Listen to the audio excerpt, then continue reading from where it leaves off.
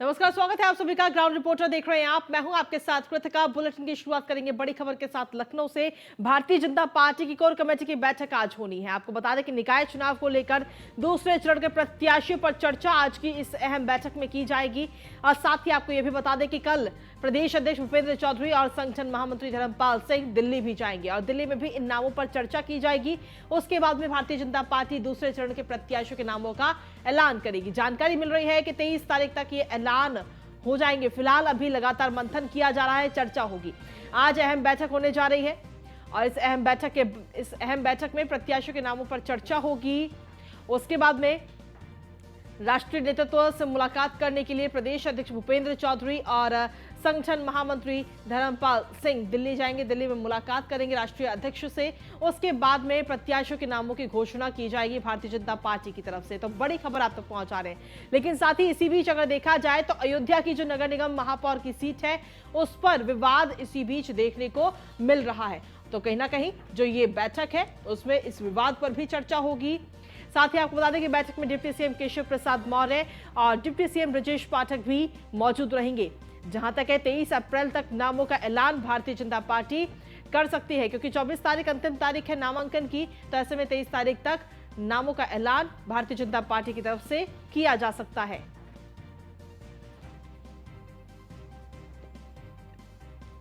तो बड़ी खबर आप तक पहुंचा रहे हैं। बीजेपी कोर कमेटी की आज अहम बैठक होने जा रही है जिसमें प्रत्याशियों के नामों पर मंथन होगा, चर्चा होगी।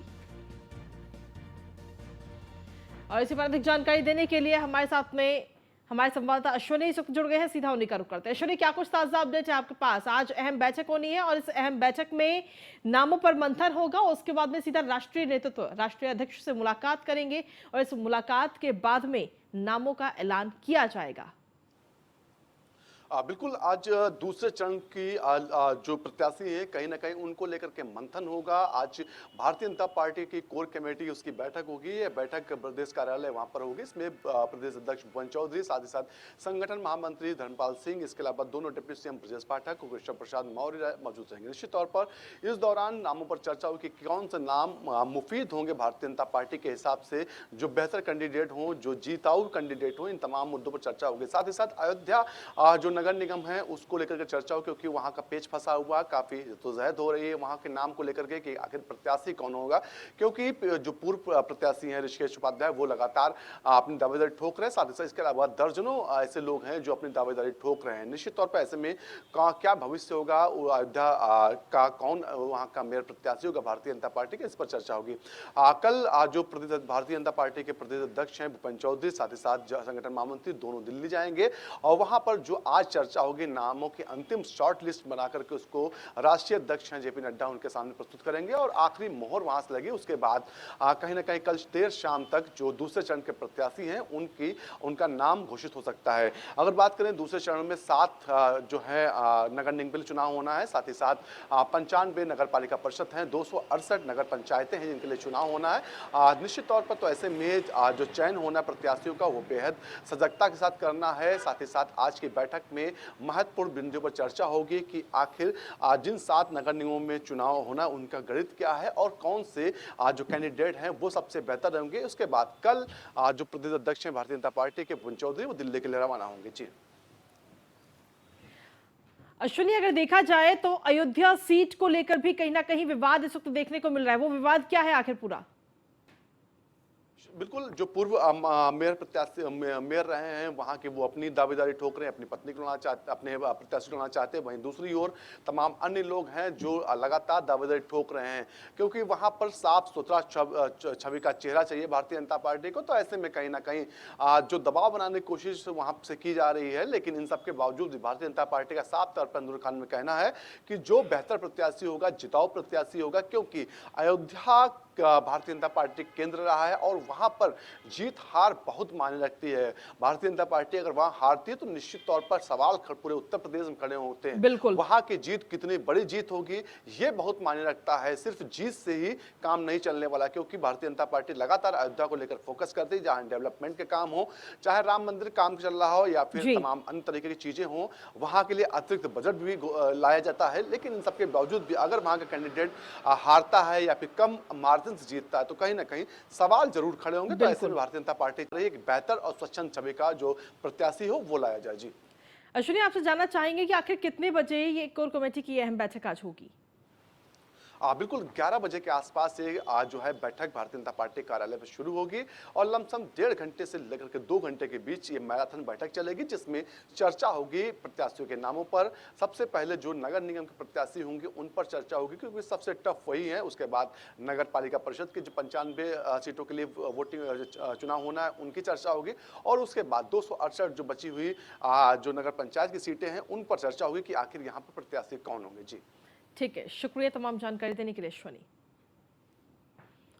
और इसी के साथ चलिए बुलेटिन में आगे बढ़ते हैं और अगली खबर का रुख कर लेते हैं लखनऊ से, जहां पर बिना प्रदेश कमेटी के ही निकाय चुनावी मैदान में है इस बार समाजवादी पार्टी। दरअसल रणनीति के तहत समाजवादी पार्टी ने प्रदेश कमेटी का जो गठन था उसे फिलहाल टाल दिया है। दावेदारों की नाराजगी से बचने के लिए ये गठन को टाला गया है समाजवादी पार्टी की तरफ से। आपको बता दें कि 60 से ज्यादा जिलों में समाजवादी पार्टी ने जिला और महानगर अध्यक्षों को बदला है हाल ही में।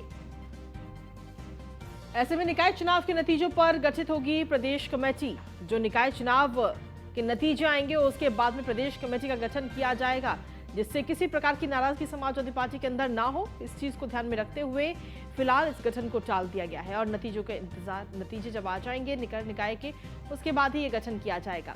समाजवादी पार्टी के प्रदेश अध्यक्ष नरेश उत्तम पटेल ने 2021 में प्रदेश कमेटी का गठन किया था।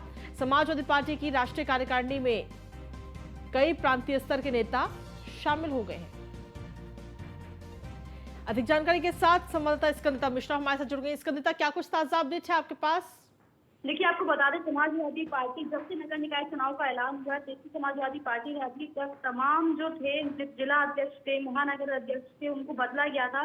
करीब 60 से ज्यादा जिलों में सपा ने अपने जिला अध्यक्ष और महानगर अध्यक्ष को बदल दिया गया था। लेकिन जिस तरीके से अब रणनीति अलग तरीके से रणनीति के तहत जो सपा है वो उसे टाल दिए, सारी प्रदेश कमेटी का गठन जो होना था उसको टाल दिया गया है। बिना प्रदेश कमेटी के ही अब नगर निकाय के चुनाव में समाजवादी पार्टी मैदान में उतरेगी, क्योंकि प्रत्याशियों की तरफ से कई नाराजगी देखने को मिल रही थी और ऐसा ना हो उसको देखते हुए सपा ने अब ये डिसीजन लिया है कि बिना प्रदेश कमेटी के ही निकाय चुनाव में सपा उतरेगी मैदान में। और खास बात ये कि आपको बता दें 2021 में नरेश उत्तम पटेल ने कमेटी का गठन किया था और उसके बाद से ही अब जो है समाजवादी पार्टी ने डिसीजन ले लिया है। और अगर बीते दिनों की बात की जाए तो लगातार समाजवादी पार्टी अपने ट्विटर हैंडल से ट्वीट करके लगातार इस बात की जानकारी देती रही है।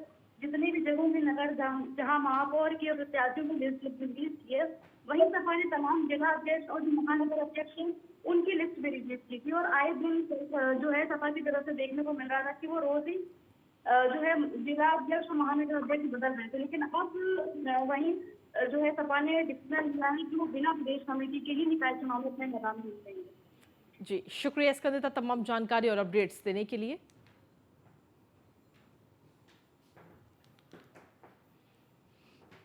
और चलिए बुलेटिन में आगे बढ़ेंगे, बात करेंगे अब चंदौली की, जहां पर खड़े हुए ट्रक से एक कार जाकर टकराई है और इस हादसे में 3 लोगों की मौके पर ही मौत हो गई। इस हादसे में 3 लोगों की दर्दनाक मौत हुई है और वहीं 4 लोग घायल बताए जा रहे हैं। बिहार से विंध्याचल दर्शन के लिए ये सभी लोग जा रहे थे, लेकिन इसी दौरान चालक को नींद आने के चलते ये सड़क हादसा हुआ। सदर कोतवाली क्षेत्र के झांसी के पास नेशनल हाईवे 2 की ये घटना आपको बता दें, जहां पर यह हादसा हुआ है और ये तस्वीरें भी आपको दिखा रहे हैं। इन तस्वीरों को देखकर आप अंदाजा लगा सकते हैं कि यह हादसा कितना भयावह है। चालक को नींद की झपकी आई और जिसके बाद में यह हादसा हुआ है। अधिक जानकारी के साथ संवाददाता रामकुमार हमारे साथ जुड़ गए हैं फोन लाइन पर। रामकुमार, क्या कुछ ताजा अपडेट है आपके पास इस हादसे को लेकर? जी, हम आपको बता दें कि कार की जो जोरदार टक्कर हुई है, चालक को नींद आने के कारण घटना बताया जा रहा है। कार चालक जो पूरा कार परिवार था वो रोहतास बिहार से जा रहा था विंध्याचल दर्शन करने के लिए और अचानक चालक को झपकी आ जाती है और कार की स्पीड भी बहुत तेज थी। खड़ी ट्रक में पीछे से टक्कर हो जाती है, जिसमें 3 लोगों की मौत हो जाती है और 4 महिलाएं उसमें घायल बताई जा रही हैं, जिनका प्राथमिक उपचार करके उनको ट्रामा सेंटर रेफर कर दिया गया है। वहीं मृतक में 5 साल का बच्चा भी बताया जा रहा है। हालांकि पुलिस आगे की कार्रवाई में जुट गई है। जी ठीक है, शुक्रिया तमाम जानकारी देने के लिए रामकुमार।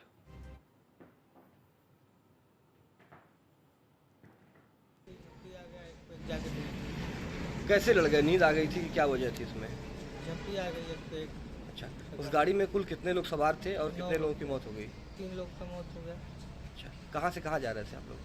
नोखा से जा रहे थे ये विंध्याचल।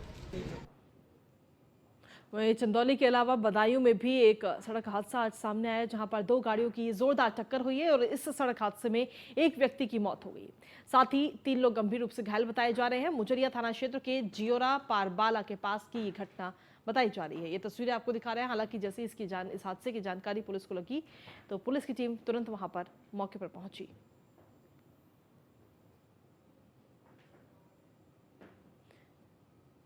तो ये सड़क हादसा इस वक्त सामने आया, जहां इस हादसे में एक व्यक्ति की मौत हो गई और 3 लोग घायल बताए जा रहे हैं। 2 गाड़ियों की ये जोरदार टक्कर हुई है, 2 ट्रकों की ये जोरदार टक्कर। तस्वीरें भी इस वक्त आपको दिखा रहे हैं। इस हादसे में एक व्यक्ति की मौके पर ही मौत हो गई, वहीं 3 लोग गंभीर रूप से घायल बताए जा रहे हैं, जिनका इलाज इस वक्त अस्पताल में चल रहा है। हालांकि जैसे इसकी जानकारी पुलिस की टीम को लगी, पुलिस की टीम वहां मौके पर पहुंची और घायलों को तुरंत ही अस्पताल में भर्ती कराया गया।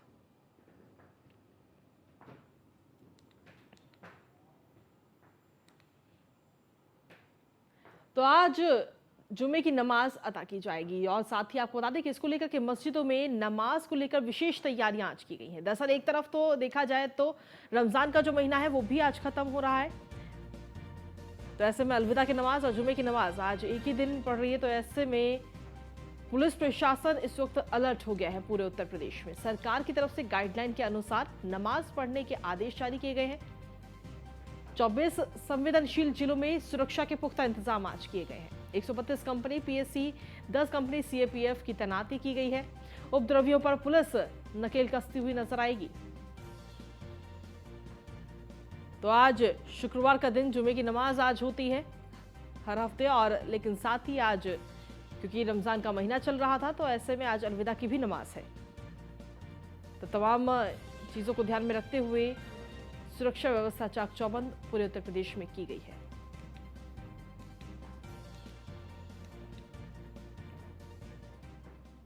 अगली खबर है लखनऊ से। मुख्यमंत्री योगी आदित्यनाथ ने सिविल सेवा दिवस की शुभकामनाएं दी हैं। मुख्यमंत्री योगी आदित्यनाथ ने ट्वीट किया है और ट्वीट के जरिए संदेश दिया है। मुख्यमंत्री ने लिखा कि सभी कर्तव्यनिष्ठ एवं प्रतिबद्ध सिविल कार्मिकों को सिविल सेवा दिवस पर हार्दिक शुभकामनाएं। आत्मनिर्भर नए उत्तर प्रदेश के निर्माण के संकल्प की सिद्धि में आप सभी की महत्वपूर्ण भूमिका है।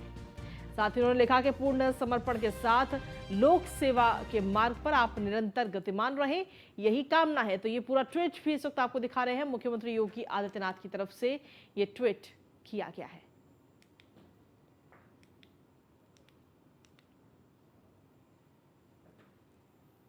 और अगली खबर का रुख कर लेते हैं। जुमे और अलविदा की नमाज को लेकर सुरक्षा के पुख्ता इंतजाम लखनऊ में किए गए हैं। आज नमाज स्थलों के आसपास ड्रोन और सीसीटीवी कैमरे के जरिए निगरानी रहेगी। धर्मगुरु के साथ इससे पहले पुलिस की तरफ से संवाद किया जा चुका है। आपको बता दें कि पूरे उत्तर प्रदेश में 29,439 मस्जिदों में नमाज आज अदा की जाएगी। प्रदेश भर में 2,933 संवेदनशील स्थान चिन्हित किए गए हैं पुलिस की टीम की तरफ से, जिसमें 849 जोन और 2,460 सेक्टर में पुलिस तैनात रहेगी। मुख्यालय स्तर से 249 कंपनी पीएससी बल की तैनाती, वहीं 3 कंपनी एसडीआरएफ, 5 कंपनी केंद्रीय अर्धसैनिक बल की भी तैनाती। इसके अलावा 7,000 दरोगा सहित पुलिस कर्मियों की तैनाती। पुलिस मुख्यालय में बने कंट्रोल रूम में बड़े अफसर मौजूद रहेंगे जो लगातार निगरानी करेंगे हालातों की कि कहीं पर भी किसी प्रकार की अव्यवस्था ना हो पाए, किसी प्रकार की कोई अप्रिय घटना कहीं पर ना घटित हो। इन तमाम चीजों को लेकर ड्रोन कैमरे और सीसीटीवी के जरिए निगरानी की जाएगी और कंट्रोल रूम में पुलिस के बड़े अफसर मौजूद रहेंगे।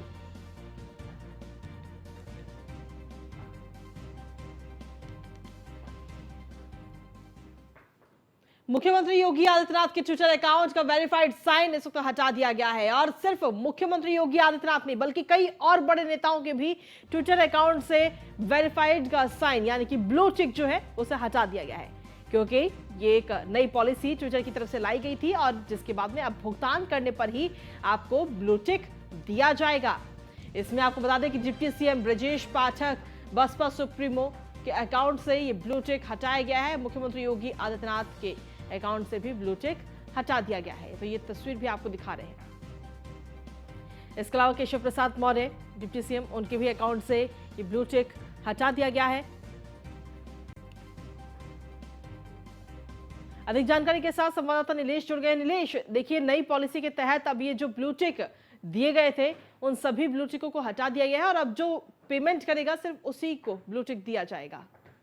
देखिए, बिल्कुल ट्विटर की नई पॉलिसी के तहत तमाम जो बड़े राज्य नेता हैं, चाहे वो उत्तर प्रदेश के मुख्यमंत्री योगी आदित्यनाथ हो, बसपा सुप्रीमो मायावती, उत्तर प्रदेश के बिलोरी प्रसाद, ब्रजेश पाठक हो, उसके अलावा कांग्रेस में राहुल गांधी, सभी के जो है ब्लू टिक हटा दिए गए। उसके अलावा तमाम जो पत्रकार हैं उनके भी ब्लू टिक हटाए गए हैं, क्योंकि जिस तरीके से ट्विटर ने नई पॉलिसी लागू की थी कि 900 रुपए सब्सक्रिप्शन फीस हर महीने जो व्यक्ति देगा उसी को अब ब्लू टिक दिया जाएगा।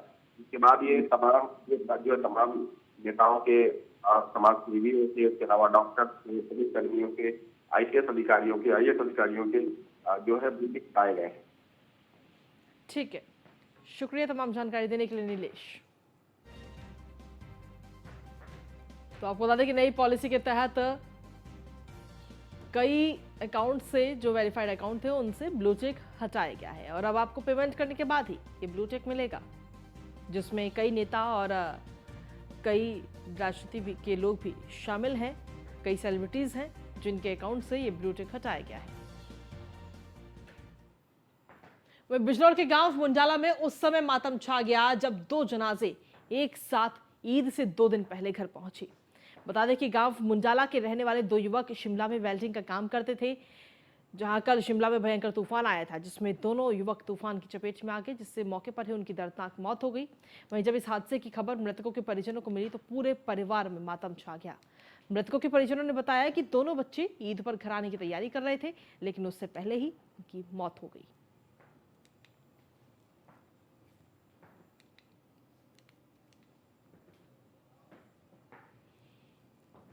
अगली खबर है बुलंदशहर से, जहां पर पुलिस और बदमाशों के बीच मुठभेड़ हुई है। चोरी की घटना में वांछित था 10,000 का ये इनामी बदमाश। पुलिस की गोली लगने से बदमाश घायल हो गया। शातिर चोर फैजान उर्फ चुनमुन, आरोपी के पास से तमंचा, कारतूस, बाइक बरामद की गई है। चुनमुन पर सिटी कोतवाली में 1.5 दर्जन से ज्यादा आपराधिक मामले दर्ज हैं। वहीं सिटी पुलिस के काली नदी पुल के पास से इस वक्त बदमाश को गिरफ्तार किया गया है।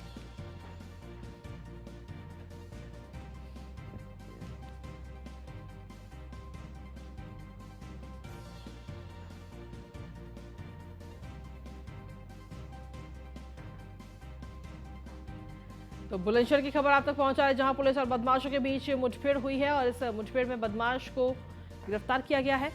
इस बदमाश पर 10,000 का इनाम घोषित किया गया था और 1.5 दर्जन से ज्यादा मामले इस बदमाश पर दर्ज हैं।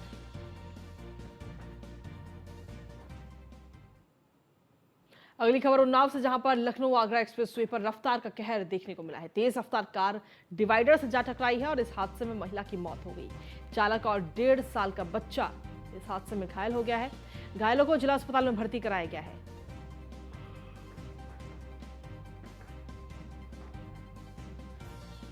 तो ये बड़ी खबर इस वक्त आप तक पहुंचा रहे हैं। घायलों को जिला अस्पताल में भर्ती कराया गया है। तेज रफ्तार का कहर आज हाईवे पर देखने को मिला है।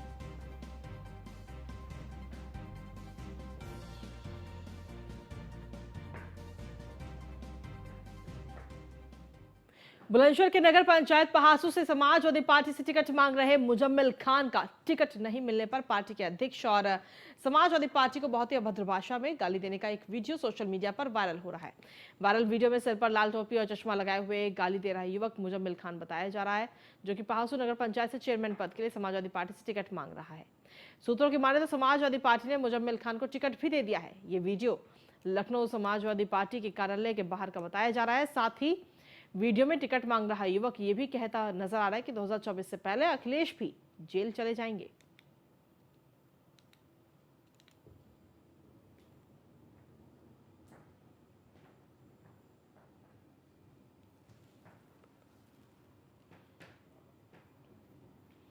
और चलिए बुलेटिन में आगे बढ़ेंगे। अगली खबर है सीतापुर से, जहां पर बार एसोसिएशन ने न्यायाधीश को एक पत्र लिखा है। न्यायाधीश को पत्र लिखकर न्याय की गुहार बार एसोसिएशन की तरफ से लगाई गई है, जहां प्रभारी निरीक्षक कोतवाली शहर को हटाने की मांग इस पत्र के जरिए की जा रही है। साथ ही अधिवक्ता को सुरक्षा देने की भी मांग की गई है। इस पत्र में न्यायिक कार्य से विरत रहने का प्रस्ताव सीतापुर बार एसोसिएशन ने ये पास किया। तो ये तस्वीरें भी इस वक्त आपको दिखा रहे हैं। अधिवक्ता को भी सुरक्षा देने की मांग इस वक्त बार एसोसिएशन की तरफ से की गई है। सीतापुर से ये बड़ी खबर आप तक पहुंचा रहे हैं।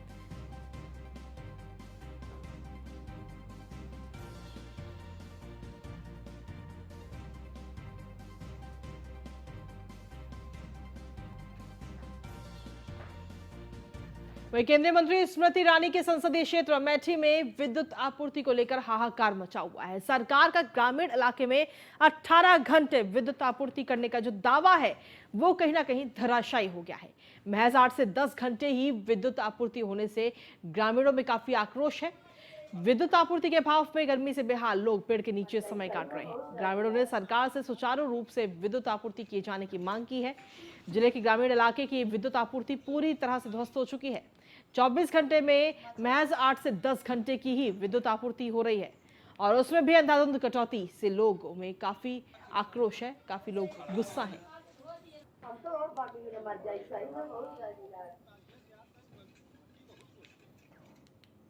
अगली खबर कन्नौज से, जहां पर अवैध शराब के खिलाफ एक अभियान इस वक्त शुरू किया गया है। सदर क्षेत्र के मकरंद नगर में पुलिस और आबकारी टीम की तरफ से छापा मारा गया। संदिग्धों के घरों में घुसकर तलाशी ली गई है। छतों और जमीन के अंदर भी अवैध शराब को खोजा गया। अवैध शराब बनाने और बेचने वालों पर कड़ी कार्रवाई होगी, ऐसा कहना है एसपी का। साथ ही एसपी ने कहा कि शराब माफियाओं पर शिकंजा कसने के लिए ड्रोन की भी मदद ली जाएगी।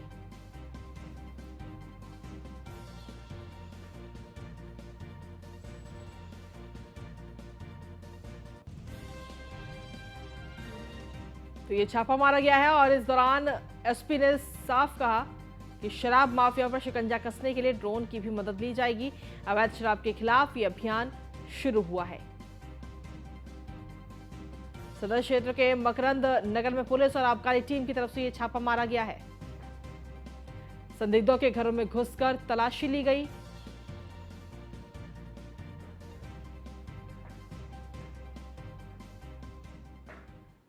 प्रधानमंत्री नरेंद्र मोदी और कई अन्य केंद्रीय मंत्रियों का फोटो एडिट करके अपने साथ सोशल मीडिया पर लगाकर भौकाल दिखाकर लोगों से ठगी करने वाले एक शातिर ठग को यूपी एसटीएफ ने गिरफ्तार किया है। एसटीएफ ने आरोपी मोहम्मद काशिफ को सूरजपुर पुलिस के सहयोग से घंटा चौक के पास से गिरफ्तार किया है। आरोपी लोगों को सरकारी ठेका और नौकरी दिलाने का झांसा देकर ठगी करता था। वहीं आरोपी केंद्र और राज्य सरकारों में अपनी गहरी पैठ होने का भी झांसा देता था। आरोपी मोहम्मद काशिफ से बरामद मोबाइल में फेसबुक और इंस्टाग्राम पर प्रधानमंत्री और अन्य नेताओं के साथ कई पोस्ट और रील्स भी मिली हैं। इनमें अधिकांश फोटो एडिट किए हुए हैं। पुलिस को मोहम्मद काशिफ के सोशल मीडिया पोस्ट से प्रधानमंत्री के शपथ ग्रहण समारोह, प्रधानमंत्री के लंच का निमंत्रण पत्र, उत्तराखंड के मुख्यमंत्री का शपथ ग्रहण समारोह और दिल्ली पुलिस कमिश्नर के रिसेप्शन का निमंत्रण पत्र पोस्ट किया हुआ मिला। ये सभी पोस्ट फर्जी और एडिट किए हुए थे। तो ठगी करने का ये नया तरीका इस ठग ने निकाला है। पीएम के साथ फोटो एडिट करके बड़े सपने लोगों को दिखाता था और फिर उनसे ठगी करता था। फिलहाल इसको गिरफ्तार कर लिया गया है। तो यूपी एसटीएफ ने इस आरोपी को गिरफ्तार किया है। कई लोगों से इस तरीके की फोटोज दिखा करके नौकरी का झांसा देकर या सरकारी ठेके का झांसा देकर कई लोगों से ठगी ये शख्स कर चुका है। यूपी का निकाय चुनाव हाईटेक होता हुआ नजर आ रहा है और अब सोशल मीडिया पर चुनाव का जो प्रचार है वो बढ़ता हुआ नजर आया। घर घर जनसंपर्क के साथ ही सोशल मीडिया पर भी प्रचार बढ़ चुका है।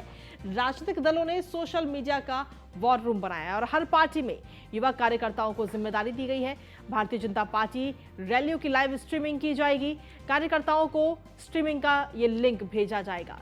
वहीं समाजवादी पार्टी ने अपने हर पदाधिकारी को इसकी जिम्मेदारी सौंपी है। बड़े नेताओं की रैली, प्रेस कॉन्फ्रेंस के लिंक शेयर करेंगे।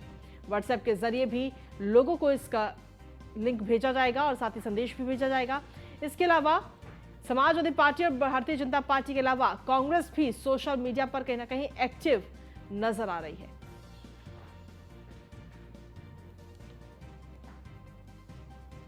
और खबरों का सिलसिला न्यूज इंडिया पर यूं ही लगातार जारी है। फिलहाल रुकेंगे एक छोटे से ब्रेक के लिए, बने रहिए हमारे साथ।